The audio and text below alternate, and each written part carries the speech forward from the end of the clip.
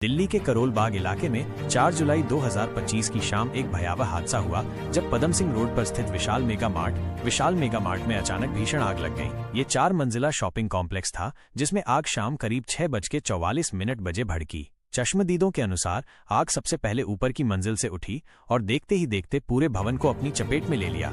आग इतनी तेजी से फैली कि वहां मौजूद लोग चीखते चिल्लाते हुए बाहर भागने लगे। सूचना मिलते ही फायर ब्रिगेड की करीब 13 गाड़ियां मौके पर पहुंची और करीब 90 से अधिक दमकल कर्मियों ने 12 घंटे की मशक्कत के बाद आग पर काबू पाया, लेकिन तब तक इस दर्दनाक हादसे में 2 लोगों की जान जा चुकी थी। इस आग में सबसे भावुक करने वाला दृश्य सामने आया जब लिफ्ट में फंसे एक 25 वर्षीय युवक धीरेन्द्र प्रताप सिंह ने अपने भाई को आखिरी पल में मैसेज भेजा, भैया सांस फूल रहा है, बचा लो।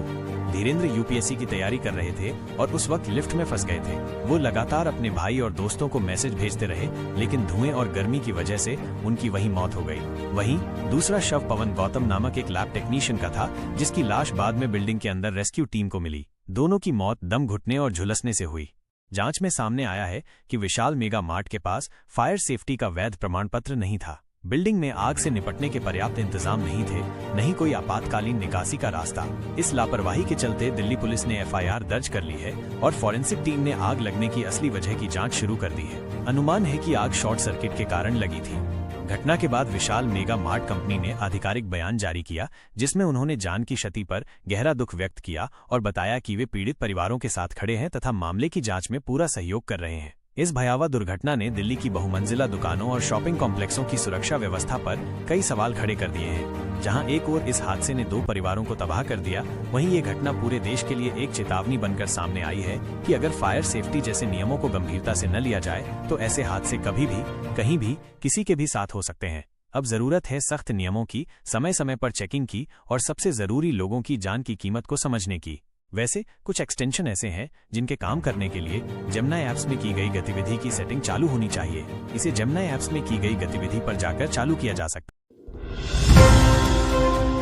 उत्तर प्रदेश के संभल जिले से एक दिल दहला देने वाली खबर सामने आई है, जहां शादी की खुशियां चंद पलों में मातम में बदल गईं। ये हादसा शुक्रवार शाम करीब 7:15 बजे हुआ जब एक बोलेरो गाड़ी में सवार बाराती शगुन लेकर दुल्हन के घर की ओर जा रहे थे। गाड़ी में 10 से 12 लोग सवार थे, जिसमें दूल्हा सूरज पाल भी शामिल था, लेकिन शायद किस्मत को कुछ और ही मंजूर था। तेज रफ्तार बोलेरो जैसे ही जॉनवाई थाना क्षेत्र के जेवानी गांव के पास पहुंची, ड्राइवर ने अचानक संतुलन खो दिया और गाड़ी सीधे जाकर जनता इंटर कॉलेज की दीवार से टकरा गई। टक्कर इतनी भयानक थी कि बोलेरो पूरी तरह चकनाचूर हो गई।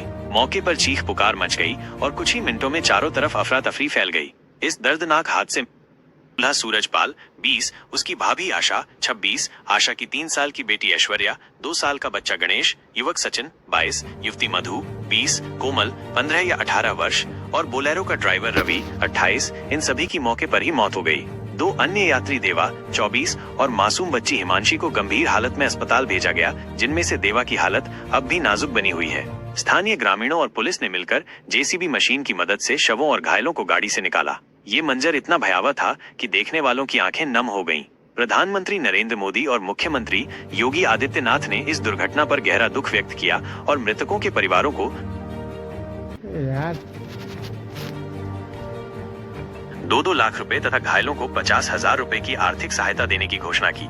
पुलिस की शुरुआती जांच में हादसे की वजह तेज रफ्तार और चालक की लापरवाही बताई गई है। इस हादसे ने पूरे इलाके को झकझोर कर रख दिया है। एक ही परिवार की खुशियां मातम में तब्दील हो गईं और एक दूल्हा जो जीवन की नई शुरुआत करने निकला था, वो अब इस दुनिया में नहीं रहा। ये घटना सिर्फ एक सड़क दुर्घटना नहीं, बल्कि पूरे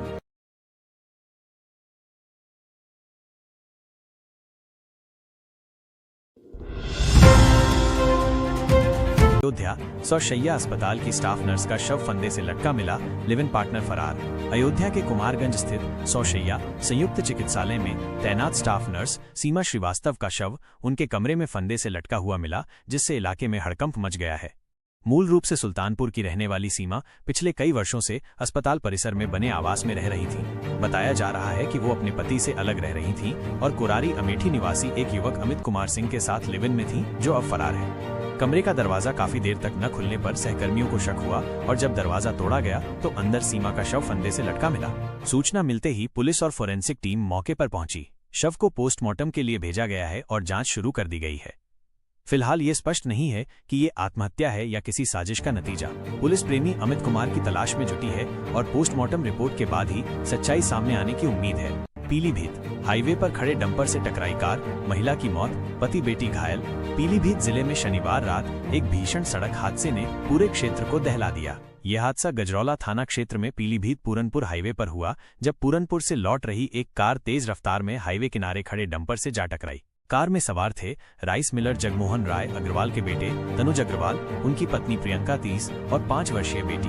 बताया जा रहा है कि रात करीब 2 बजे जब ये परिवार पूरनपुर से अपने घर लौट रहा था, तभी गजरौला क्षेत्र में खड़े डंपर को कार ने जोरदार टक्कर मार दी। टक्कर इतनी जबरदस्त थी कि कार का अगला हिस्सा बुरी तरह क्षतिग्रस्त हो गया और प्रियंका की मौके पर ही दर्दनाक मौत हो गई, जबकि तनुज और उनकी बच्ची गंभीर रूप से घायल हो गए।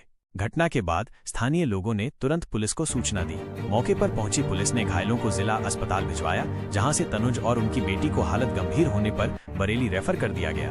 उधर प्रियंका के शव को पोस्टमार्टम के लिए भेज दिया गया है। पुलिस ने डंपर को कब्जे में लेकर कानूनी कार्रवाई शुरू कर दी है। शुरुआती जांच में ये बात सामने आई है कि डंपर बिना किसी चेतावनी चिन्ह के सड़क किनारे खड़ा था, जिससे दुर्घटना हुई।